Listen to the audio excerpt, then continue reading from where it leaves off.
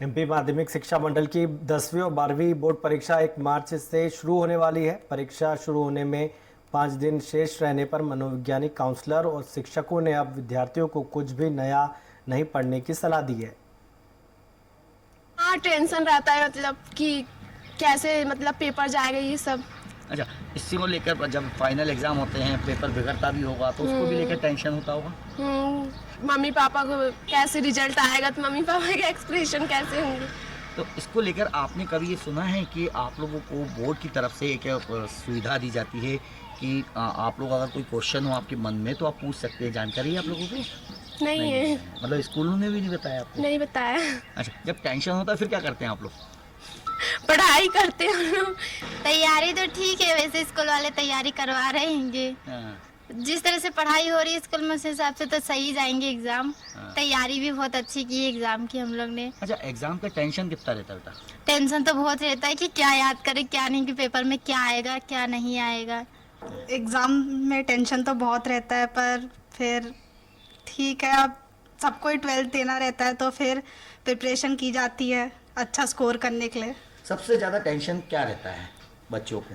सबसे ज़्यादा टेंशन अच्छा स्कोर करने का रहता है, क्या मार्क्स आएंगे, सब पूछेंगे क्या पोजीशन रहेगी। सबसे अच्छा स्कोर करने की सबसे टेंशन रहती है। इसको लेकर आप लोग कब अगर अपनी जो टेंशन रहता है इसको लेकर कहाँ चर्चा करते हैं? परिवार से करते हैं, टीचर से करते हैं, कहाँ? सबसे पहले फैमिली में ही करते हैं। उन्हें भी टेंशन रहता है, सोचते हैं कि मतलब आजकल कंपटीशन बहुत ज़्यादा हो गया है तो सोचते हैं हमारा बच्चा टॉपर करे, अच्छे स्कोर वगैरह लाए। कैसे बता? काउंसलिंग की सलाह तो देते लेकिन फिर भी हम लोग बोलते हैं कि जितना वर्क मतलब रिटर्न में वो लिखे, मतलब याद करता है जो भी लर्न करता है तो कोशिश करे कि लिख कर करे। परीक्षा आई नहीं और बच्चों का टेंशन बढ़ना शुरू हो जाता है, लेकिन बच्चों का टेंशन कम करने के लेकर मैं अभी एक काउंसलिंग सेंटर के लिए जाए या हेल्पलाइन में बैठा हूँ, जहाँ खड़ा हूँ, जहाँ से आज हम बात करेंगे कि यहाँ पे किस प्रकार के फ़ोन आते हैं और किस प्रकार से बच्चों को जानकारियाँ दी जाती है कि वो आने वाले समय में या अपनी जिस प्रकार से 10वीं 9वीं से लेकर 12वीं तक की जो परीक्षाएँ होती है उनके छात्रों को किस प्रकार से यहाँ बताया जाता है।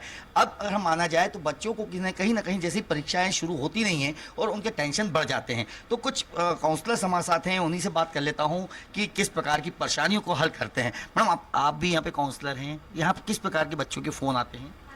बच्चे इस समय एग्ज़ाम्स को लेके बहुत वरीड रहते हैं कि किस प्रकार का अभी इस बार जो हुआ है वो पैटर्न सिस्टम आने वाला है, 4 सेट्स में पेपर आने वाले, तो वो ज़्यादा क्यूरीज आ रही हैं कि किस प्रकार से आएगा, वो उनके लिए नया है। तो इस प्रकार के लिए वो बच्चे पूछ रहे हैं कि मैडम किस प्रकार से आएगा, पैटर्न है, तो उन्होंने कभी देखा नहीं है ABCD फॉर्म।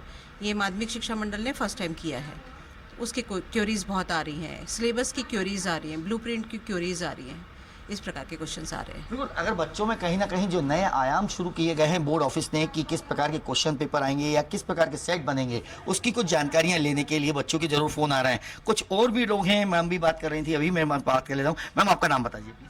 मैं कविता चौबे काउंसलर हूँ यहाँ माध्यमिक शिक्षा मंडल भोपाल में।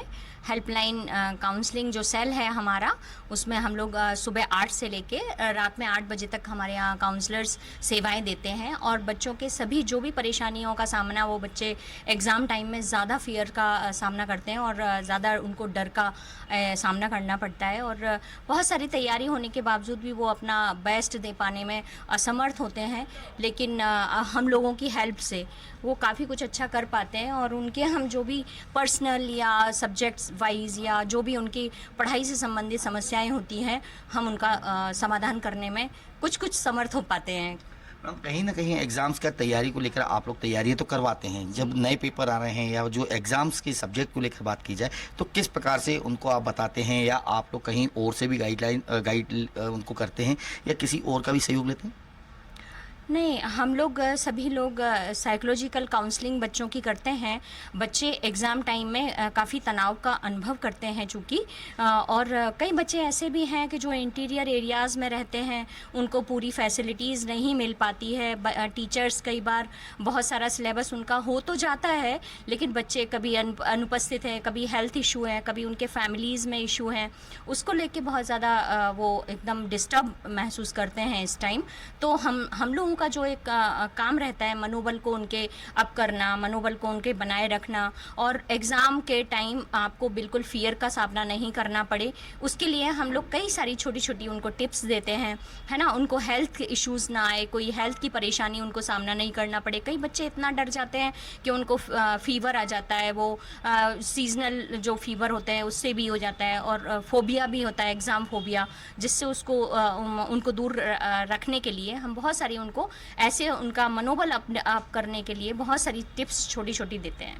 देखा जाए तो नवीं से लेके 12वीं तक के बच्चों का भविष्य अब शुरू हो जाता है, जिसको लेकर काउंसलर जो अपनी मेहनत कर रहे हैं, उन बच्चों को लेकर जिस प्रकार का काम करना चाहते हैं, या उन्हें अपनी पूरी काउंसलिंग के थ्रू या अपनी जितनी भी उनके पास क्षमता है उससे उन बच्चों का भविष्य सुधारना चाहते हैं। इन बच्चों को आने वाला समय कोई दुर्घटना ना हो, कोई बड़ी घटनाएं ना हो, इसको लेकर एक काउंसलिंग सेंटर चलाया जा रहा है, जिसमें कई मेहनत कश लोग अपनी मेहनत से पूरा अपना निचोड़ देते हैं और बच्चों को भविष्य का सुधार करने के लिए अपनी पूरी ताकत लगा देते हैं। कोई बच्चा कोई गलत कदम ना उठाए, इसके लेकर भी काउंसलिंग सेंटर जो है वो अपना काम करता है। कैमरा पर्सन रोहित के साथ संजय डोंगरदिया, भोपाल।